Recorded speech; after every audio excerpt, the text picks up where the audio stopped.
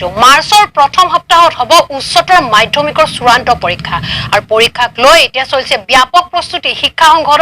ব্যাপক প্ৰস্তুতি চলিছে পৰীক্ষা পৰিচালনা কৰিবলৈ গঠন কৰা হৈছে উচ্চ স্তৰীয় সমিতি নমস্কাৰ ছাত্ৰসকল সকলোকে পুনৰবাৰ আৰকে আসাম ব্লগছ চেনেলৰ পৰা স্বাগতম জনাইছো আজিৰ এই ভিডিঅ আলোচনা কৰিম অসম শিক্ষা বিভাগে ঘোষণা কৰিলে মাৰ্চত অনুষ্ঠিত হ'ব পৰীক্ষা সেই বিষয়ে তোমালোকক সবিশেষ জনাম এই ভিডিঅটোৰ জৰিয়তে তোমালোকে স্কিপ নকৰাকৈ প্ৰথমৰ পৰা শেষলৈকে চাই থাকিবা আৰু যদি মোৰ চেনেলক পোন প্ৰথমবাৰৰ বাবে আহিছে তেতিয়াহ'লে ছাবস্ক্ৰাইব কৰিবলৈ পাহৰি নাযাবা এনেধৰণৰ ভিডিঅ আগতীয়াকৈ পোৱাৰ কাৰণে এতিয়া হওক ভিডিঅটো আৰম্ভ কৰোঁ উচ্চতৰ মাধ্যমিকৰ পৰীক্ষাসমূহ মাৰ্চৰ প্ৰথম সপ্তাহৰ পৰা পাতিবৰ কাৰণে আমি পূৰ্ণভাৱে সাজু হৈছোঁ হওক আমি আশা ৰাখিছোঁ আমাৰ হায়াৰ ছেকেণ্ডেৰী কাউন্সিল অৰ্থাৎ উচ্চতৰ মাধ্যমিক শিক্ষা সংসদে এটা প্ৰত্যাহ্বান হিচাপে লৈ উচ্চতৰ মাধ্যমিকৰ পৰীক্ষাসমূহ সুচাৰুৰূপে পৰিচালনা কৰিব পাৰিম পৰীক্ষা